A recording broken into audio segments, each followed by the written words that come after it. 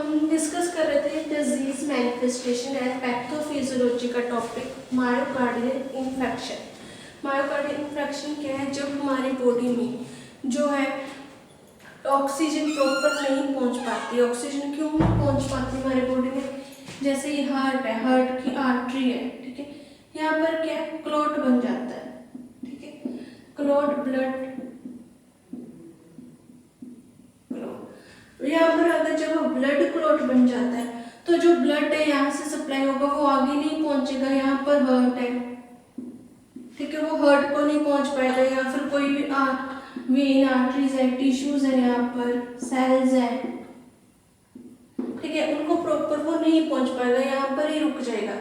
उससे क्या होता है, ऑक्सीजन नहीं पहुंच पाती, ठीक है, ब्लड नहीं पहुंच पाता प्रॉपर। जो हमारे जैसे टिश्यूज को जो भी डिमांड है टिश्यू की ऑक्सीजन की, उतनी हमारी सप्लाई नहीं हो पाती टिश्यूज तक। अगर टिश्यू की डिमांड है कि वो 1 या 2 जो है ग्राम वो ऑक्सीजन लेंगे, तो जो है सप्लाई सिर्फ क्या हो रही है, 0.5 ग्राम हो रही है, या फिर 0.9 ग्राम हो रही है। प्रॉपर जो है सप्लाई वो वहां पर तक नहीं हो पाती। उस चीज को हम बोलते हैं मायोकार्डियल इन्फेक्शन या फिर इस्केमिक हार्ट डिसीज, ठीक है। इसमें क्या है, मेन मायोकार्डियल इन्फेक्शन में जो हमारा रिजल्ट क्या है, इम्बैलेंस हो जाती है सप्लाई एंड डिमांड ऑक्सीजन की, ठीक है।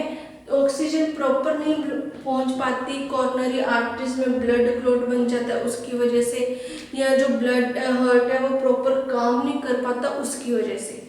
उसके बाद है इसके sign and symptoms. Sign and symptoms में क्या है, पहले फर्स्ट है स्नीजिंग होना, ठीक है, उसके बाद है बर्निंग सेंसेशन, मतलब ऐसे बर्निंग सी फीलिंग आना, उसे बोलते हैं बर्निंग सेंसेशन। उसके बाद है जैसे हमारे नेक, थ्रोट, ठीक है, शोल्डर पर पेन होना, जब हमारे प्रॉपर नहीं पहुंच पाएंगे ऑक्सीजन, ठीक है, हमारे टिश्यूज तक, तो हमारे नेक में, शोल्डर, लोअर जा में पेन होने लग जाता है, ठीक है, उनमें पेन फील होना।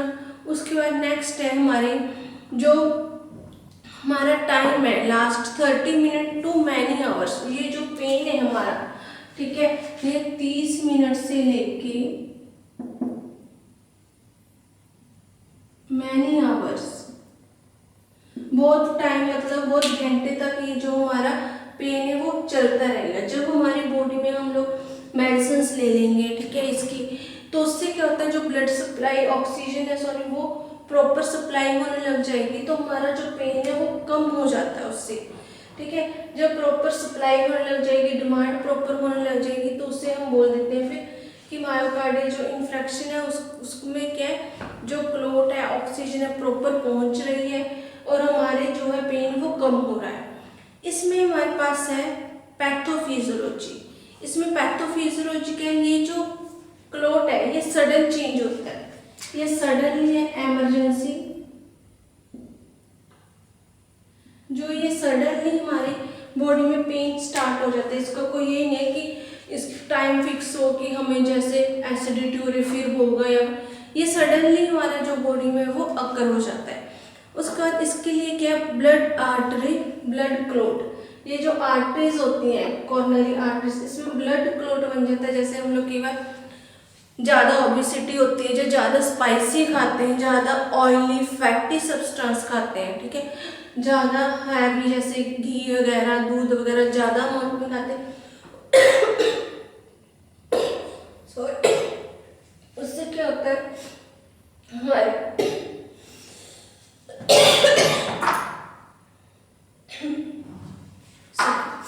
उससे जो होता है, जो हमारे ब्लड में क्लॉट जम जाता है, ठीक है, क्लॉट बन जाता है, जिससे ब्लड क्लॉटिंग बोलते हैं हम लोग। उससे ऑक्सीजन की सप्लाई वो प्रॉपर नहीं हो पाती।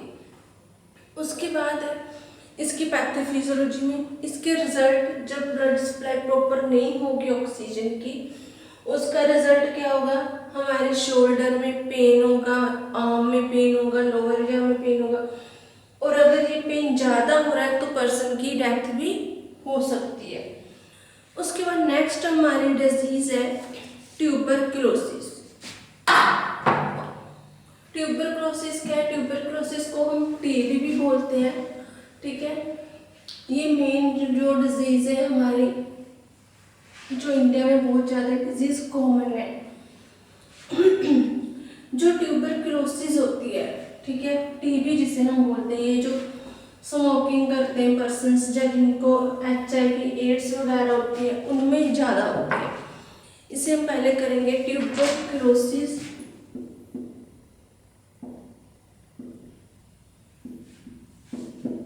मतलब टीबी। ये एक इन्फेक्टियस डिजीज है।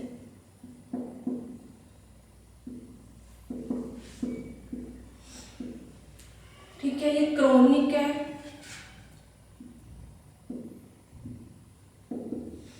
क्रोनिक मतलब लॉन्ग टाइम तक जिसका ट्रीटमेंट चलता है। कॉज किससे होती है? माइकोबैक्टीरियम,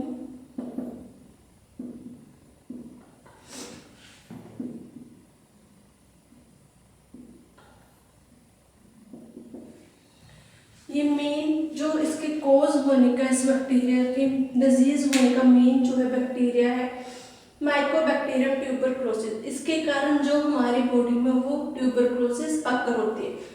जो माइकोबैक्टीरियम ट्यूबरक्लोसिस ये एरोबिक होते हैं, रॉड शेप, ठीक है, ग्राम पॉजिटिव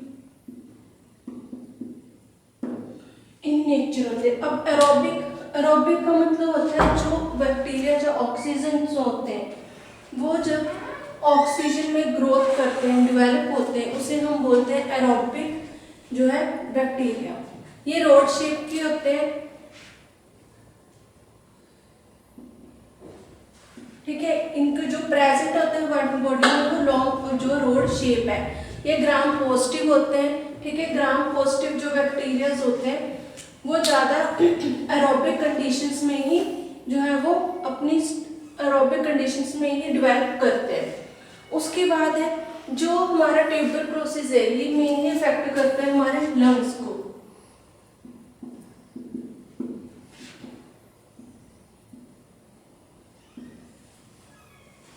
मेनली इफेक्ट करेगा लंग्स को। इसके अदर पार्ट्स भी हैं, जैसे अदर कौन कौन से पार्ट्स जो इफेक्टेड होते हैं, अदर पार्ट ऑफ बॉडी,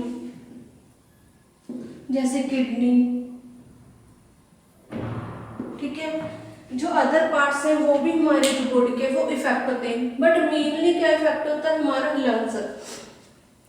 उसके बाद किडनी भी इफेक्ट होगी, ठीक है, उसके बाद जो हमारे बोन्स हैं वो भी इफेक्टेड होते हैं ट्यूबरक्लोसिस से।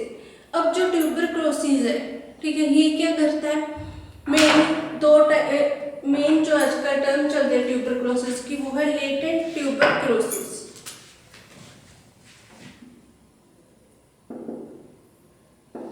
अब लेटेंट क्यों बोल रहे हैं हम? क्योंकि जो लेटेंट ट्यूबरक्लोसिस है उसमें क्या होता है, जो हमारे सिम्टम्स हैं, साइलेंट सिम्टम्स, वो पता नहीं चलते। ये साइलेंटली अटैक होता है, हमें उसके साइन सिम्टम से कुछ नहीं पता चलता, ठीक है। एकदम से क्या है, हमारी बॉडी में बहुत ज़्यादा जब ट्यूबरक्लोसिस बढ़ जाती है उसके बाद हमें पता चलेगा, उसे हम बोलते हैं लेटेंट ट्यूबरक्लोसिस। अब इसकी टाइप कौन कौन सी है?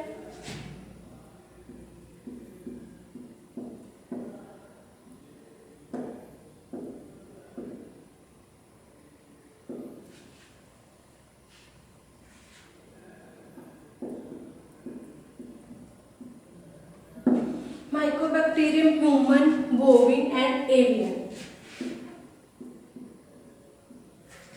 अब जो माइक्रोबैक्टीरियम ट्यूबरक्लोसिस है वो तो होती है मेनली ह्यूमंस में, ठीक है। जो माइक्रोबैक्टीरियम बोविन है वो होती है एनिमल्स में। जो हमारे में जो वायरस बैक्टीरिया ग्रो करता है उसे हम बोलते हैं माइक्रोबैक्टीरियम ट्यूबरक्लोसिस, और जो एनिमल्स में बैक्टीरिया ग्रो करेंगे उसे हम बोलते हैं माइक्रोबैक्टीरियम बोविन, ठीक है। उसके बाद है साइन एंड सिम्टम्स। अब जो इसके सिम्टम्स क्या है ट्यूबरक्लोसिस के, ये ट्यूबरक्लोसिस क्या मेनली कॉमनली ड्रग है, हर एक मतलब गांव में, घर में, कहीं पर भी हमें ये पेशेंट्स मिलते हैं, ठीक है। हमें उसके जब कभी ऑब्जर्व करते हैं तो हमें पता चलता है कि उनको क्या क्या सिम्टम्स और साइन सिम्टम्स होते हैं। फर्स्ट है सिम्टम्स,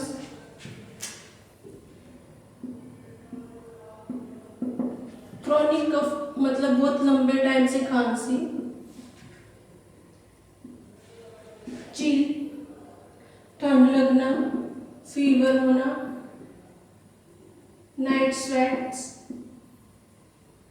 ठीक है, ये कॉमनली जो हमारे सिम्टम्स है, मतलब जिस पर्सन को 1 मंथ तक खांसी रहती है, ठीक है, उसकी मेडिसिन लेने के बाद भी खांसी कफिंग ठीक नहीं होती, तो हम लोग नॉर्मली उसके एडवाइस क्या करते हैं, आप अपना ट्यूबरक्लोसिस का टेस्ट करवाओ।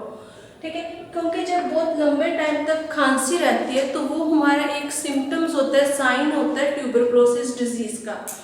हमें फिर पता चलता है कि इस पर्सन को कहीं ट्यूबरक्लोसिस तो नहीं हो रही।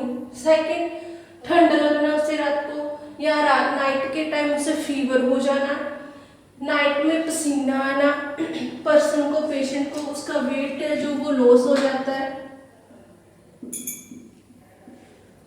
ठीक है, लॉस ऑफ एपेटाइट,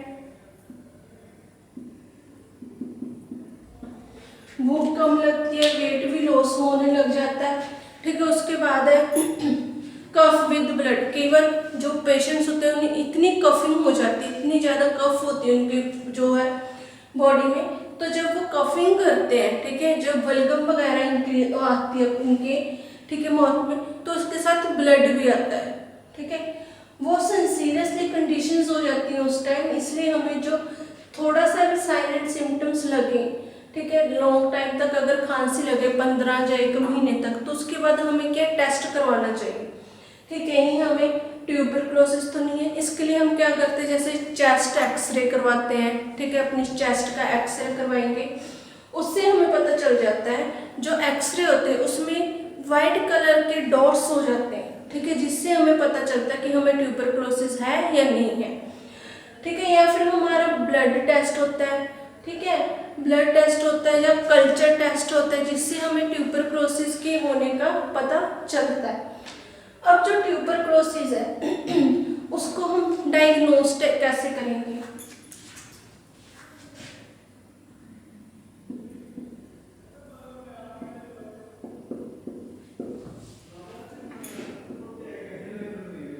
एक्सरे हो गया,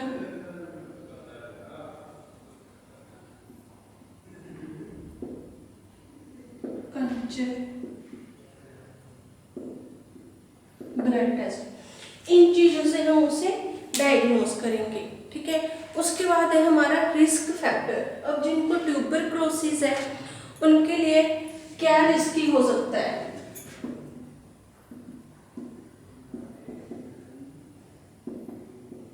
जैसे स्मोकिंग,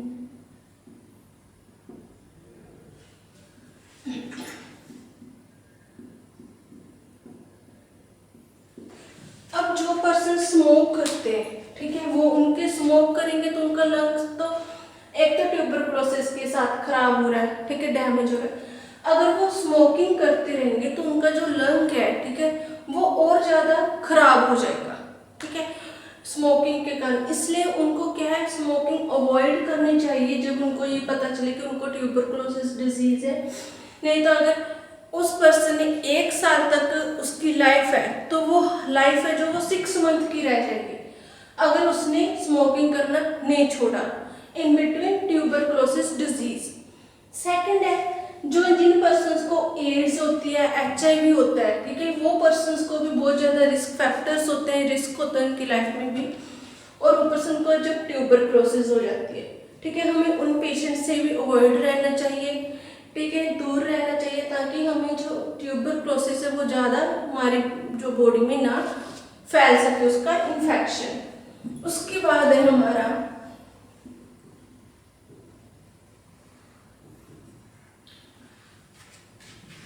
ट्रीटमेंट।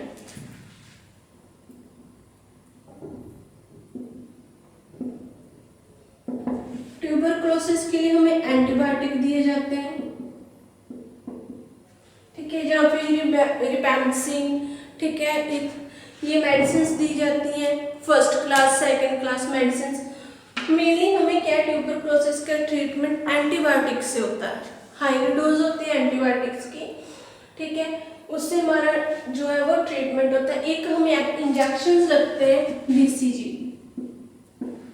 ठीक है, जैसे हमें नॉर्मली पता है जब छोटा बेबी होता है, ठीक है, 1 या 2 दिन के बाद उसके इंजेक्शन लगते हैं बीसीजी के, ठीक है, वो बीसीजी के जो इंजेक्शंस हैं वो क्या करते हैं, ट्यूबरक्लोसिस को कंट्रोल, वो हमारी बॉडी में ट्यूबरक्लोसिस को नहीं होने देते, ठीक है, उस वायरसेस का ट्रीटमेंट करते हैं। इसलिए क्या, जो हमारे गवर्नमेंट की तरफ से शेड्यूल बना हुआ होता है, इम्यूनाइजेशन शेड्यूल, हमें उसको फॉलो करना चाहिए। उसमें जो भी वैक्सीनेशंस हैं, ठीक है, वो प्रॉपर जो है बेबीज को लगवानी चाहिए, ताकि आगे जो भी डिजीज है वो उनको ना हो सके, वो प्रोटेक्ट हो सके।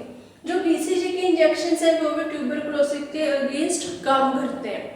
आगे नेक्स्ट है इसमें मोड ऑफ ट्रांसमिशन।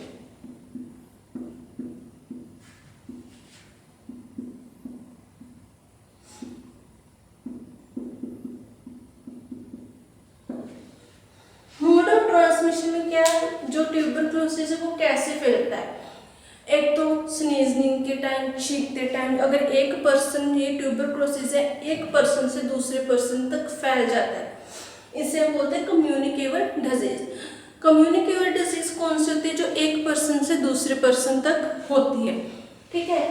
अब कैसे होती है वो एक पर्सन से दूसरे पर्सन तक, पहले स्नीजिंग मतलब छींकते टाइम, अगर कोई पेशेंट है वो छींक रहा है, ठीक है, स्नीजिंग है, तो वो अपने हाथ नाक पर क्या है, हैंकी या फिर हाथ से वो ढक सकता है अपने नाक को, ताकि जो उसके ड्रॉपलेट्स हैं, ठीक है, उसकी जो भी म्यूकस के ड्रॉपलेट्स हैं वो दूसरे हेल्दी पर्सन तक ना जा सके, ठीक है। फर्स्ट है स्नीजिंग, दूसरा कफिंग, खांसते टाइम भी हमें अपने फेस पर क्या, माउथ पर हैंकी या उसे कवर करके रखना चाहिए, ताकि खांसते टाइम भी जो हमारे ड्रॉपलेट्स हैं म्यूकस की वो दूसरे हेल्दी पर्सन तक ना जा सके या एयर में ना जा सके। जब एयर में भी जो हमारे ड्रॉपलेट्स हैं वो चले जाते हैं तो उससे क्या होता है, वो इन्वायरमेंट में मिल जाते हैं, ठीक है, इन्वायरमेंट में मिलने का वो दूसरे पर्सन के ब्रीथिंग के टाइम अंदर चले जाते हैं, ठीक है, जिससे वो हेल्दी पर्सन को भी डिजीज हो सकती है। नेक्स्ट है स्पिट, ठीक है, कई बार हम लोग क्या करते हैं जिनको डिजीज होती है वो कहीं पर भी ऐसे स्पिट कर देते हैं, म्यूकस जो है वो गिरा देते हैं, उससे भी क्या होता है, जो बैक्टीरिया वहां पर ग्रोथ कर जाता है, ठीक है, वो सॉइल में, ठीक है, वाटर में इजीली ग्रो कर जाता है, तो हेल्दी पर्सन अगर वहां से गुजरेगा या टच कर लेगा उस चीज को, ठीक है, गलती से, तो उससे वो जो डिजीज है वो उसमें ट्रांसमिट हो जाती है। नेक्स्ट है स्पीक, बोलते टाइम अगर जो है ट्यूबरक्लोसिस है जिसको, वो पर्सन बोलता है, ठीक है, उसमें क्या होता है, बोलते टाइम भी वो डिजीज दूसरे पर्सन तक पहुंच सकती है, ट्रांसमिट हो सकती है। नेक्स्ट है प्रिवेंशन में सेम वही आ गया, बीसीजी का इंजेक्शन लगवाना चाहिए हमें, ठीक है, और एंटीबायोटिक्स का यूज करना चाहिए जब हमें पता चले कि हमें ये डिजीज है। उसके बाद इसकी मेन जो पार्ट है वो है पैथोफिजियोलॉजी। अब पैथोफिजियोलॉजी में क्या है कि ये जब डिजीज में होती कैसे और कैसे हमारी बॉडी में जाके ग्रो करती है, प्रोड्यूस हो जाती है। पैथोफिजियोलॉजी में हम फर्स्ट करेंगे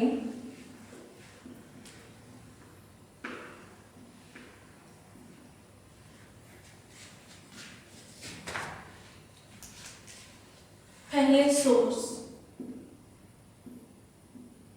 ठीक है, मतलब किस सोर्स के थ्रू हमें वो हमारी बॉडी में एंटर कर रहे हैं, कोई पर्सन, सॉइल, ठीक है, किसी पर्सन के थ्रू भी एंटर कर सकते हैं, सॉइल मिट्टी के थ्रू भी एंटर हो सकते हैं। उसके बाद है एरोसोलाइजेशन,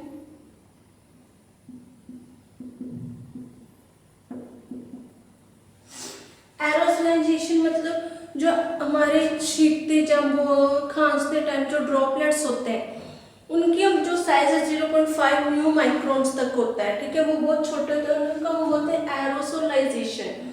जैसे एग्जांपल हमारा जो मूव है वो स्प्रे, हम मूव स्प्रे लेते हैं उसमें से जो पार्टिकल्स निकलते हैं उसमें वो बहुत ज़्यादा फाइन पार्टिकल्स होते हैं, उनको हम एरोसोल पार्टिकल्स बोलते हैं, इसलिए हम इसे बोलेंगे एरोसोलाइजेशन ड्रॉपलेट न्यूक्लियाई।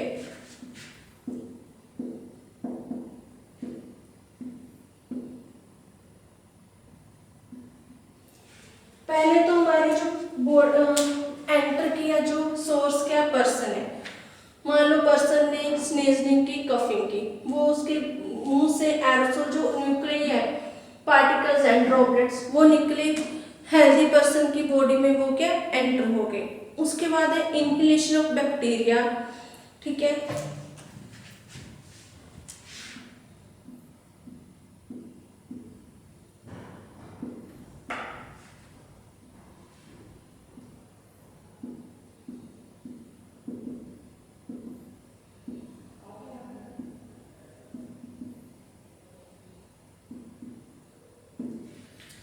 जो वो ड्रॉपलेट्स हमने इनहेलेशन हो गई, हमारे बैक्टीरिया को हमने इनहेल कर लिया, तो एक तरफ तो होगा नो इन्फेक्शन, मतलब बहुत कम चांसेस होते हैं, 50% कम चांसेस होते हैं कि वो इन्फेक्ट ना करे हमारी बॉडी में जाकर। अगर हमारी बॉडी में जाकर वो इन्फेक्शन क्रिएट करता है तो क्या होगा, यहाँ पर तो आ गया कि हमारा इम्यून सिस्टम स्ट्रॉन्ग था, जो ड्रॉपलेट्स थे, बैक्टीरिया थे, वो हमारी बॉडी में जाकर कोई इन्फेक्शन क्रिएट नहीं कर सके। अगर ये हमारे बैक्टीरिया बॉडी में जाके इन्फेक्शन क्रिएट कर सकते हैं, करेंगे तो क्या होगा, इनहेलेशन करने के बाद ये बैक्टीरिया कहाँ पहुंचे, लंग्स तक, रीच लंग्स, मतलब लंग्स तक पहुंचे जो है बैक्टीरिया।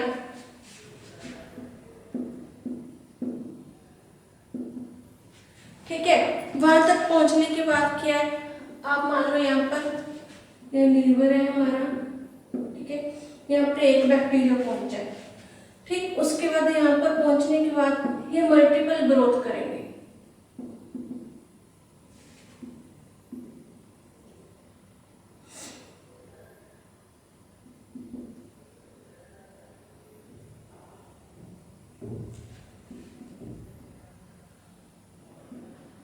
या लंग्स में जाकर, ठीक है, इन्होंने क्या किया, पहले एक पहुंचा, धीरे धीरे क्या अपनी ग्रोथ बढ़ा दी, मल्टीपल ग्रोथ कर ली, ठीक है। मल्टीपल ग्रोथ क्या, इन मैक्रोफेज मतलब स्मॉल पार्टिकल्स में कर ली, उसके बाद इनकी ग्रेनुलेशन होगी,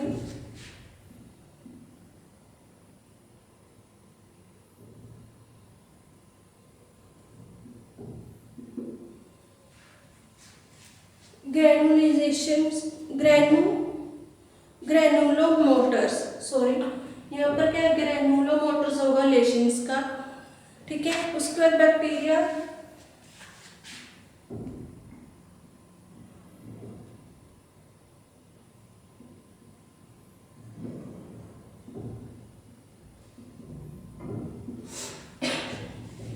ग्रेनुलेशंस होगा, ठीक है, लेशंस होगा, बिगिन टू फॉर्म। उसके बाद क्या है, बैक्टीरिया ग्रो करेंगे,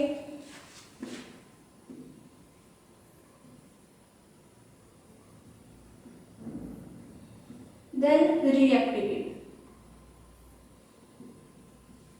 अब दो स्टेप हो गए, एक यहाँ पर बैक्टीरिया का एक कोई इन्फेक्शन नहीं हुआ, दूसरा लंग्स तक पहुंच गए, मल्टीपल ग्रोथ भी कर लिया, ग्रेनुलोमेटर्स भी हो गए, ठीक है।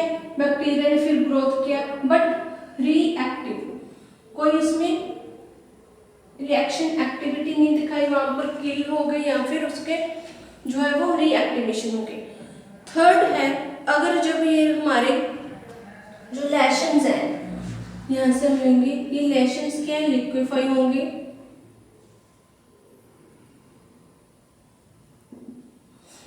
जो ग्रेनुलोमोटर लेशंस है, ठीक है, ये लिक्विड में कन्वर्ट हो जाएंगे, लिक्विड में कन्वर्ट होने के बाद ये क्या करेंगे, स्प्रेड इन ब्लड,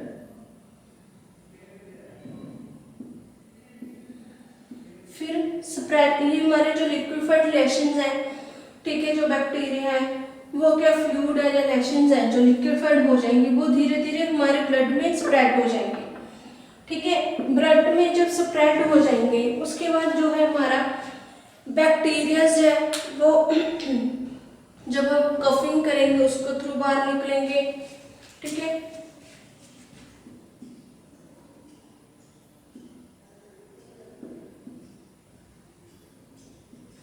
जब ये हमारे ब्लड में स्प्रेड हो जाते हैं, तो जब हम खांसते हैं, ठीक है, कफिंग करते हैं, तो ये हमारे जो बैक्टीरिया वो बाहर निकलते हैं, या फिर हमें जो ब्रीथिंग सांस लेने में उसमें प्रॉब्लम होती है, इसलिए हमें क्या कफिंग होती है। तो कफिंग होने के कारण क्या है, हमें जो है बैक्टीरिया वो प्रॉपरली ब्रीथिंग नहीं ले लेते। ये है इसकी पैथोफिजियोलॉजी। पहले सोर्स, फिर एरोलाइजेशन, ड्रॉपलेट न्यूक्लियाई में चेंज होते हैं, ठीक है, फिर हम बैक्टीरिया जो है वो इनहेल हो जाते हैं बॉडी में। एक तो है बॉडी में जाकर कोई इन्फेक्शन क्रिएट नहीं करते। सेकंड, जब लंग्स तक बैक्टीरिया पहुंच जाते हैं, वो मल्टीपल ग्रोथ करेंगे हमारे लंग्स में, ग्रैनुलोमोटर लेशंस बनेंगे, ठीक है, उसका बैक्टीरिया ग्रोथ करेगा प्रॉपर, क्योंकि हमें जो ट्यूबरक्लोसिस है एरोबिक है, तो इनको ग्रोथ करने के लिए क्या ऑक्सीजनेटेड ऑक्सीजन ज़्यादा चाहिए, ठीक है, ये ऑक्सीजन लेंगे ज़्यादा, तो उससे क्या होती है हमारी जो बॉडी में वो ऑक्सीजन की कमी होने लग जाती है, जिससे हमें खांसी आती है, ठीक है। जब खांसते हम लोग, वो बैक्टीरिया को क्या है वो हेल्दी 1% से दूसरे पर्सन तक जो है वो ट्रांसमिट हो जाते हैं। ये हमारे जो ट्यूबरक्लोसिस है वो बहुत ज़्यादा इम्पोर्टेंट है फॉर एग्जाम्स के लिए। उसके बाद है हम नेक्स्ट टॉपिक जो है इसमें मैनिफेस्टेशन। जो ट्यूबरक्लोसिस है 3 टाइप की है। फर्स्ट प्राइमरी, ठीक है, पल्मोनरी और मिलियरी। जो प्राइमरी ट्यूबरक्लोसिस है उसमें तो विदाउट कोई भी इंक्यूबेशन हमें डिजीज होती है। जो पल्मोनरी है उसमें जो लंग्स अफेक्टेड होते हैं, ठीक है, फीवर होता है, स्लीपिंग टाइम में प्रॉब्लम आ जाती है और कफिंग होती है। जो मिलियरी जो हमारी ट्यूबरक्लोसिस है उसमें क्या होता है, जीआईटी डिस्टर्बेंस, नाइट स्वेट्स हो गया, ठीक है, फीवर होना, चिल्स होना, ठीक है, या फिर रिलेशंस होना, लिम्फ नोड्स हैं जो वो हमारी खराब होने लग जाती हैं, और जो लंग्स है वो बहुत ज़्यादा टाइम तक वो क्या इफेक्टेड हो जाता है, लार्ज पार्ट उसका, और हमारी किडनी और बोन्स जो है वो भी इफेक्टेड होती हैं। ये टॉपिक यहीं पर फिनिश होगा।